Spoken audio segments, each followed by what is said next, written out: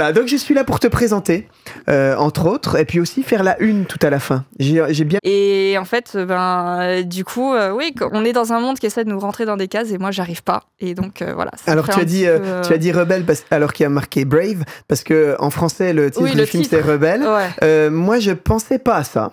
Je dois te le dire. D'accord. Mais tu verras. Mais bon. Après, brave aussi. Hein, en tout cas, c'est ce que certaines personnes disent. Je crois que ça veut dire courageuse, hein, il me semble. Ouais. Et puis, alors pourquoi ce personnage, si tu étais un personnage de fiction, qui tu serais, moi je te vois comme ça. Pourquoi ? Parce qu'elle a ce côté fougueux. Ouais. Qui effectivement rentre pas dans les cases, hein, parce que c'est une princesse, pour ceux qui connaissent pas, c'est une princesse qui est un peu trop sportive aux yeux de ses parents, qui voudrait qu'elle rentre dans une case. Donc il y a effectivement ce côté-là. J'ai tout de suite pensé à ça. Et il y a un autre point commun, et on le voit sur l'image. C'est pas que le fait que je sois rousse. Non. Il y a le tir à l'arc, ouais. Et on voit pas sur l'image, mais il y a une épée aussi. Ouais, et puis à cheval aussi. Hein, et alors à cheval. Alors j'ai fait de l'escrime pendant un certain temps. J'ai fait les championnats d'Alsace. En ma jeunesse. Je tire à l'arc toujours d'ailleurs, et je fais du tir à l'arc à cheval, effectivement. Voilà, j'ai lu tir à l'arc à cheval et je me suis dit, purée, si on faisait un portrait chinois, ce serait trop elle. Voilà. D'abord, je voulais te dire, il faut prendre la photo de Mel Gibson si tu voulais Brave Heart. Ah ouais. Bon bref. Mais ouais. Je ferais mieux de me taire finalement. Non, c'est bien. Surtout pour citer cet acteur et ce film que j'aime beaucoup. Deuxième petit test. Vas-y. Ah, la plume. Bah oui, parce que j'écris. J'écris, alors pas depuis toujours, mais depuis, je devais avoir 10-12 ans, la première fois que j'ai vraiment écrit, et puis ça s'est amplifié, et puis c'est une partie de ma vie maintenant aussi, donc voilà. On aura l'occasion d'en reparler, je crois, avec Cédric. Et puis d'ailleurs, il y a des livres posés.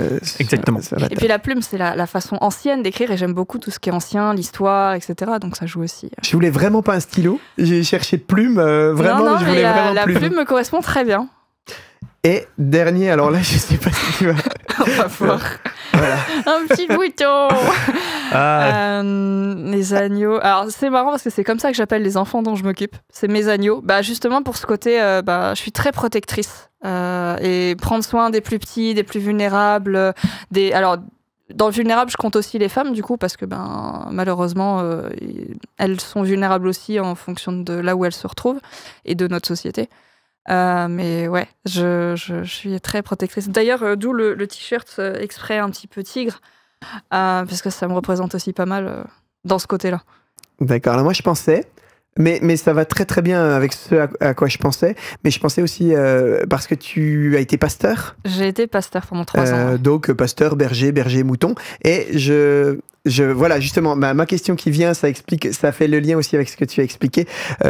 Pour terminer ce portrait, j'ajoute juste que tes 2 parents sont éducateurs, étaient éducateurs, et puis ça a fait que tu as vécu dans un foyer qui s'appelle le Bercail, ouais. Et que ça a marqué, ça a eu une belle influence sur ce que tu es aujourd'hui. Est-ce que tu peux nous expliquer pourquoi ? Alors du coup, le Bercail, c'est une maison à caractère social qui a un grand parc avec dedans plusieurs maisons. Et dans ces plusieurs maisons, il y a entre 8 et 10 enfants en général qui ont été retirés à leurs parents pour cause de maltraitance ou de mauvaise traitance, parce que des fois les parents ne savent juste pas. C'est pas qu'ils veulent mal faire, mais c'est juste qu'ils ne savent pas. Et donc ces enfants sont placés au Bercail avec des éducateurs, et nous on vivait dans une des maisons qui s'appelait à l'époque le Sentier, et puis après on avait déménagé dans un autre service qui s'appelait le S3A.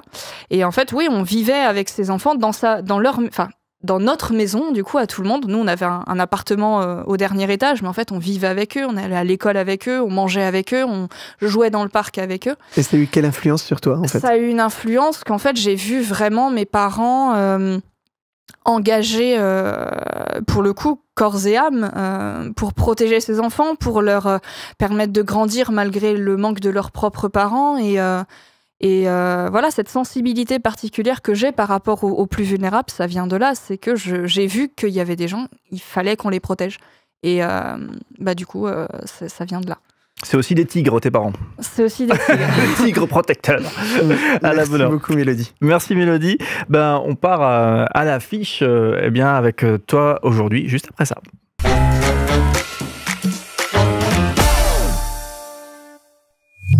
Ouais, beaucoup de choses à dire aujourd'hui te concernant. Déjà, tu écris des romans, on le disait tout à l'heure. Ça, c'est le 5e que je tiens en main, qui vient de sortir. Et lorsqu'on écrit des romans et qu'il y en a quelques-uns qui se vendent, ou beaucoup qui se vendent à la bonne heure, eh bien, on touche des royalties, on touche un petit peu d'argent. Et toi, quand tu as commencé à toucher des royalties sur les premiers livres que tu avais écrits, tu t'es dit tiens, et si je les donnais ces sous et c'est comme ça que tu as démarré un parrainage d'enfants avec le sel. Tu peux nous expliquer comment ça s'est passé? Alors, pas tout à fait. Comment je vais dire ça, le premier engagement que j'ai pris avec les royalties, c'était qu'on était dans une église où l'église soutenait une école missionnaire au Sénégal, à Dakar.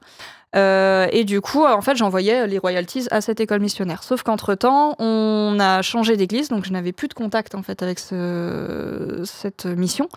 Et je voulais quand même pas en rester là. Et je me suis retrouvée à croiser Pierre Lachat, que je connais depuis très longtemps, puisque je pense qu'il m'a vu bébé. Et lui, voilà, je connaissais son engagement avec le sel, et puis j'ai commencé à réfléchir. Je me suis dit, c'est intéressant quand même le lien artiste et engagement auprès du sel. Et en fait, le premier enfant qu'on a parrainé avec mon mari, on n'était pas mariés, c'était pour nos 6 mois de couple. On voulait prendre un engagement qui n'était pas les fiançailles. Et du coup, en fait, on s'est retrouvés à croiser Pierre Lachat à un de ses concerts et on s'est dit, l'engagement qu'on peut prendre ensemble, ça pourrait être de parrainer un enfant ensemble. Et donc, on a commencé à parrainer Kofi Gann, qui à l'époque avait, il me semble, 5 ans. En fait, quand du coup on a changé d'église et que je me suis retrouvée avec ces royalties qui arrivaient à me dire mais qu'est-ce que j'en fais, je me suis dit mais il y a peut-être moyen avec les royalties de parrainer des enfants. Et donc j'ai pris 2 autres enfants en parrainage avec les ventes des livres. Rachel qui était au Burkina Faso et Bernard qui est au Togo. Et en fait, c'est parti de là jusqu'à ce que Rachel, son parrainage se termine et puis qu'on me propose une autre jeune fille du Burkina, Esther. Voilà, donc petit à petit, je parraine grâce aux royalties, effectivement, des enfants avec le sel. Oui, puisque j'allais l'aborder, mais j'avais pas la bonne chronologie. Donc, ce qui est super intéressant, c'est en projet de couple, avec ton chéri, vous êtes dit à un moment donné, pour célébrer un anniversaire, ça peut nous inspirer, c'est l'objectif. Projet de couple, un anniversaire, au lieu de m'offrir quelque chose, je vais offrir quelque chose et notamment je vais lancer ce parrainage en mode projet de couple. C'est comme ça que vous l'avez vécu. C'est ça. On voulait pas que ce soit des fiançailles parce que on voulait pas que on soit régi parce que là ça faisait 6 mois il fallait qu'on se fiance, mais on voulait quand même marquer le coup que ça faisait 6 mois qu'on était ensemble et que... Quand je vous dis rebelle, qu'est-ce que tu veux que je te dise? C'est ça. Mais on voulait vraiment quelque chose en se disant mais nous notre but c'est d'aller jusqu'au mariage, c'est de vivre ensemble, etc. Et on se l'était dit avant même de se mettre ensemble, on a dit mais le but c'est ça. Et donc c'était une manière de marquer une des étapes. Oui, de prendre cet engagement-là. Et puis on est des personnes tous les deux qui avons une forte valeur d'engagement social aussi. Et du coup, c'était presque logique en fait. Et c'est beau de savoir que ça a commencé avec un concert de Pierre Lachat. Pierre Lachat qui est un ambassadeur un peu historique du sel, qui dans ses concerts, ceux qui le connaissent, explique effectivement la possibilité qu'on a de pouvoir parrainer des enfants, aider des enfants avec le sel. Et Pierre Lachat, big up, qui a réussi à placer le mot connivence dans l'une de ses chansons. Eh ouais. Vas-y pour placer connivence. Il est extraordinaire. Et ce qui était le plus drôle, c'est qu'en fait, on s'est retrouvés à son concert et on savait pas qu'il y avait son concert. Ah oui, d'accord. Puisqu'on était là pour une de mes casquettes, on va dire, où je suis directrice des rédactions au magazine Ta Jeunesse. Et en fait, on était à côté de Montélimar, à côté de Valence. Pour une réunion avec l'équipe et puis on s'est dit on va à l'église le dimanche matin et puis Pierre Lachat est là. Super. Voilà. Et du coup là donc t'es autrice, t'écris des livres, ça on l'a bien compris, des livres là, le 4e que t'as devant toi voilà, celui-là c'est pour les jeunes donc il est fin mais l'autre il est costaud ça se voit tout de suite. Un cale-porte comme dit mon ami. Voilà donc si vous avez des portes à caler, achetez le livre. Ou si vous avez un pied cassé pour mettre en dessous du pied surélevé, ça marche aussi. Comme quoi, plusieurs usages, c'est beau. Alors du coup, juste, donc tu écris des livres, donc tu parraines des enfants. Donc là, je parle pas de ta casquette d'ambassadrice où tu vas essayer d'expliquer aux autres ce dispositif et de les encourager à le faire aussi. Mais là, vraiment, toi-même, hein, individuellement, tu parraines des enfants. Et du coup, lorsqu'on parraine un enfant, on va lui écrire des courriers assez régulièrement. Et j'ai une question un peu cocasse.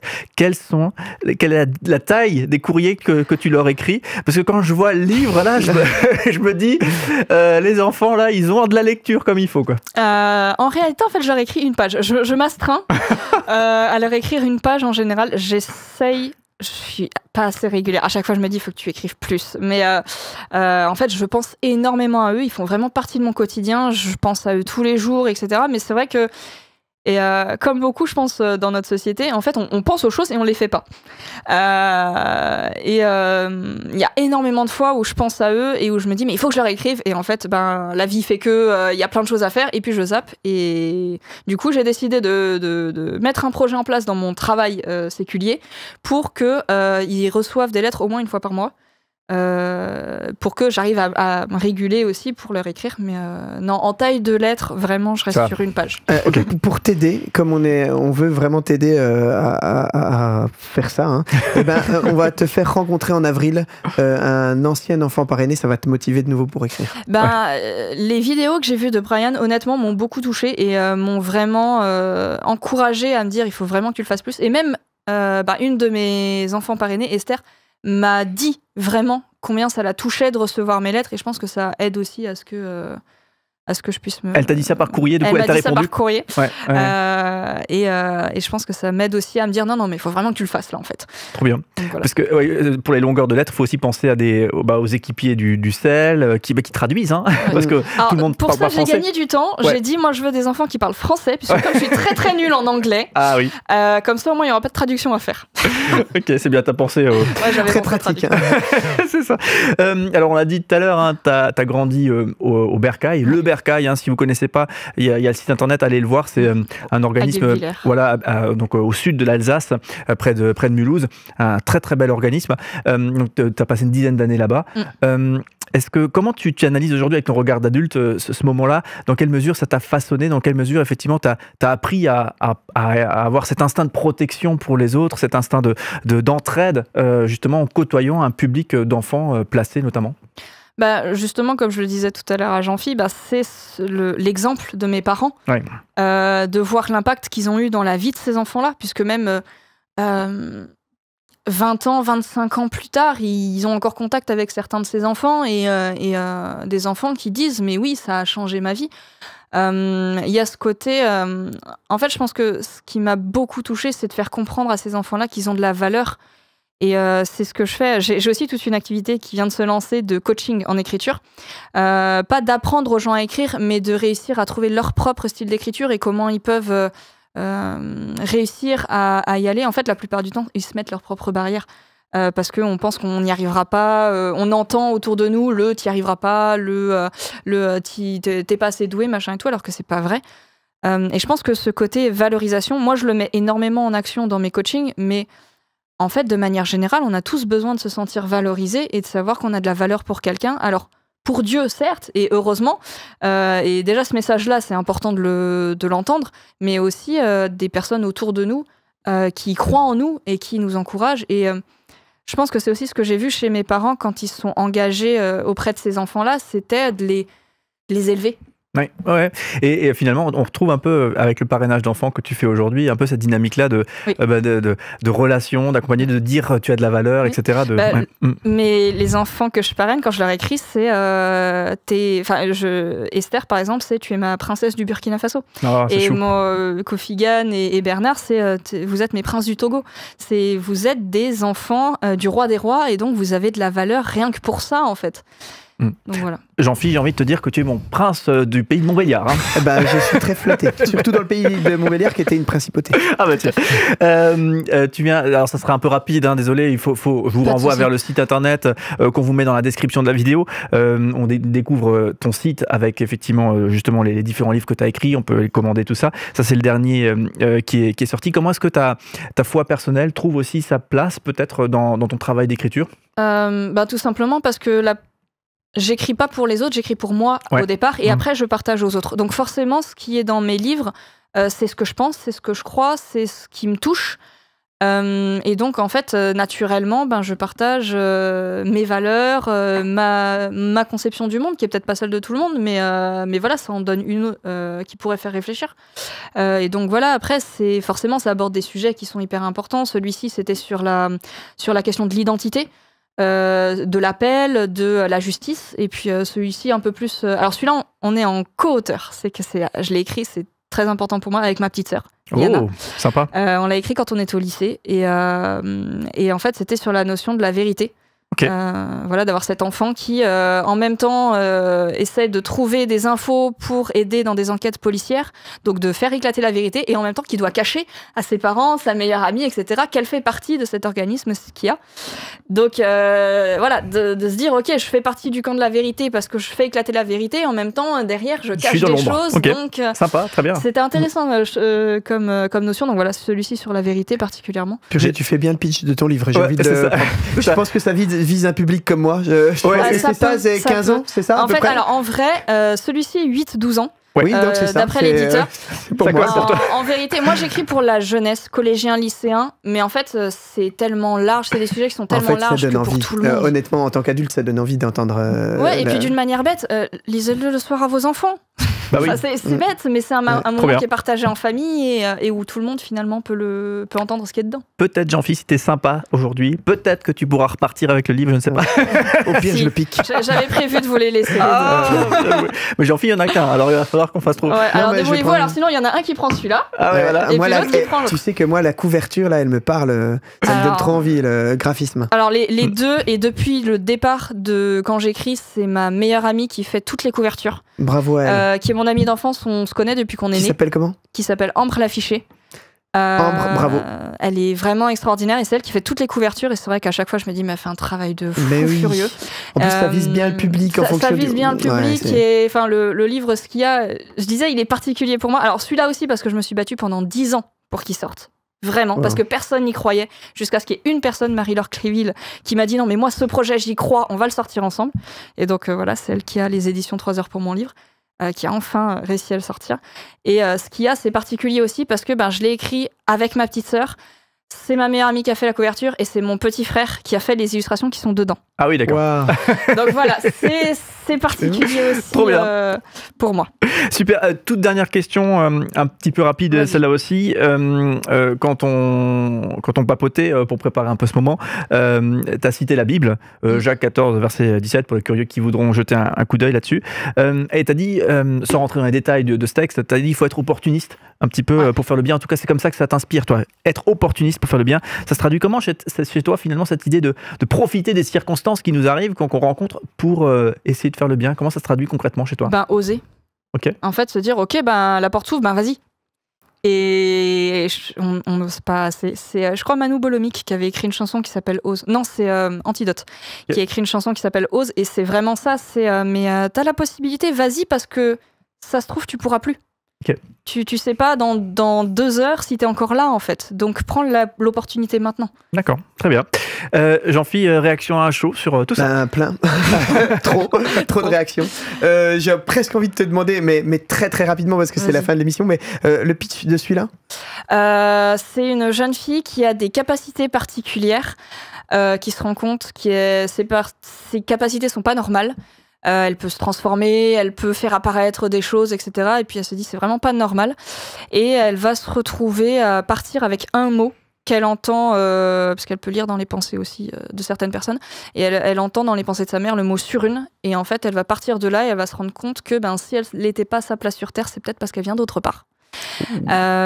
Et qu'en fait il y a tout un destin entre guillemets qui est dans ses gènes, et en même temps un destin qui lui correspond pas tout à fait, donc elle veut pas non plus, et donc c'est de trouver sa place entre ce qu'on attend d'elle, ce qui est dans ses gènes, parce que elle a des capacités qui sont faites pour telle raison, et en même temps oui mais je veux pas me perdre moi. Si on résume tout en un mot, c'est une autobiographie, c'est ça? Alors, avec beaucoup de mauvaise foi, je vais dire non.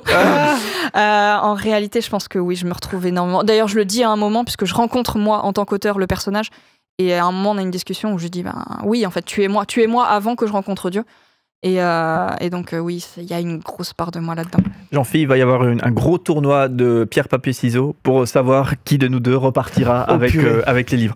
Allez, bon, bah, ça sera dans le off. Hein.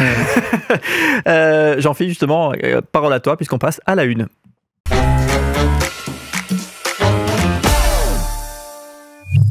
À la une, j'aimerais vous parler de la journée du sel. Elle aura lieu le 17 mars, qui correspond au 3e dimanche. Mais ça, tu le savais, n'est-ce pas, Cédric? J'ai envie de te poser une question. Tu as déjà vécu une journée du sel? Je dois confesser que non. Eh ben, je m'en doutais parce que j'avais déjà écrit dans ma réplique. Eh bien, moi non plus. Eh bien, Mélodie, t'as déjà vécu Oui, bah j'ai été. Tu es la bonne élève du groupe. J'ai été dans une église. J'étais invitée dans une église au dernier pour aller partager. Et m'occuper de leur groupe de jeunes, parler avec eux le samedi soir et puis le dimanche matin faire une présentation. Alors tu me corriges du coup si je dis des bêtises. Moi j'ai dû du coup prendre un témoin qui a déjà vécu une journée du sel pour savoir ce que c'était exactement. Et puis il m'a dit, pour résumer, il m'a dit que c'était fait depuis 30 ans, hein, et presque 30 ans, et puis que c'était fait pour encourager les chrétiens et les églises à aimer leur prochain en acte. Et là, Cédric, je me dis, mais le mois prochain on va voir un mec. On va voir Arnaud qui a fait une appli qui s'appelle Connect Me et je pense que ça a du lien vraiment avec ça. Enfin, on confirmera le 1er février. Ensuite, donc cette année, alors cette année, le but c'est le pitch, c'est comment pratiquer la justice de Dieu nous permet de mieux protéger notre prochain, en particulier les plus vulnérables, et ça se connecte. Si vous allez sur la page YouTube, mais vous y êtes déjà puisque vous nous regardez, si vous allez sur la page YouTube du sel, vous verrez qu'il y a pas mal de questions de justice, donc ça s'inscrit vraiment dans la continuité de ça.